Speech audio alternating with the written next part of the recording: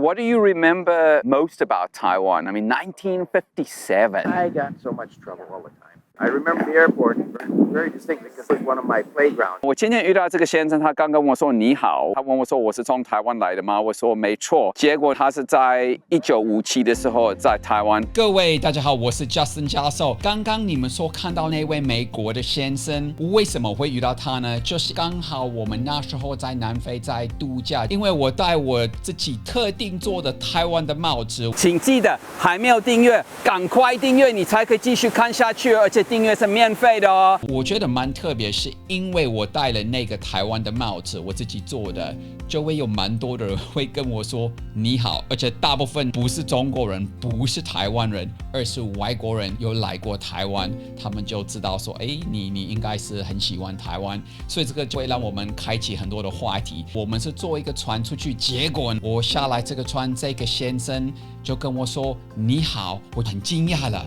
因为他是美国人的脸，他不是南非人，我一听他的口音就知道，他讲的你好蛮标准，说哦，你是有去过台湾吗？这个真的是不可思议，就是1957的时候。 What is your name? Larry? Larry, when were you in Taiwan? 1957. 1957的时候 What were you doing there? My father was in the government, and he was being posted there to help the Chinese people out. How long did you live there? I was there around 6 years. Then I came back to the U.S. The rest of the family stayed for another 4 years. 其实我还有大概很多我的观众都还没有出生那时候，我知道我有一些观众是有出生那时候，所以那一位先生他看起来很年轻，他其实已经78岁，他是在13岁的时候去台湾，后面你们会听到他解释为什么他去台湾，我之后还要跟他多聊。Did you learn to speak any Chinese? Just a few of the words. Ni hao, xie xie ni. Yep. It's been many, many years been able to, use it, but I have for Boeing and dealt with the Chinese airlines and stuff. 我们知道最近有一堆外籍网红，也甚至不是外籍网红，就是外国人来台湾，因为他们觉得这里的生活很不错。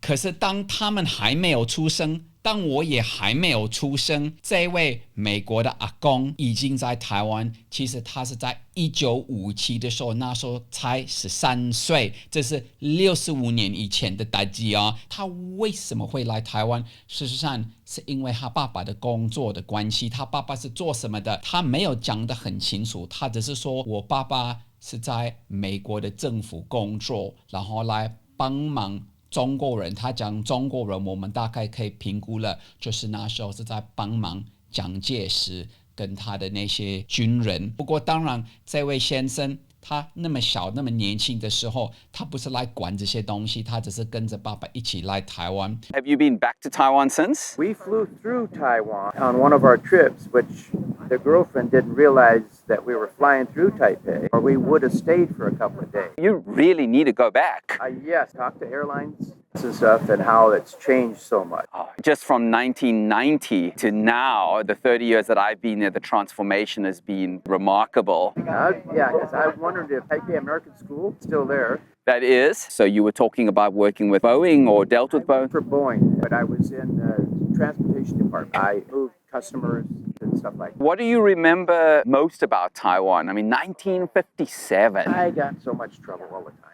Oh, as a kid, much to do, but you remember the firecrackers, the fire. Yeah, because 1957, it was really undeveloped. It was rural. Yeah, it's very rural, and there wasn't much for us to do. There was the Army Club, Air Force facility, and there was NACC. I don't know if you remember that. No, I do know there's an American military base in Tainan. I used to live in Tainan. I was there for 24 years. Okay. So I remember that. But now I've moved up to Taipei for about 6 years. I think you should go back. It was so cool for you to see the Taipei 101. Because even around the YouTube videos, mapping, it's all different. Absolutely. I remember the airport very distinctly because it was one of my playgrounds. The airport was your playground. I would go to the airport and play on all of the old airplanes. 后面我们又多聊了，他跟我说他在台湾觉得非常的好玩，因为他们都会偷偷的进去机场。1957的时候的机场是哪里？是松山机场，然后会玩在那些飞机的上面。你们能想象吗？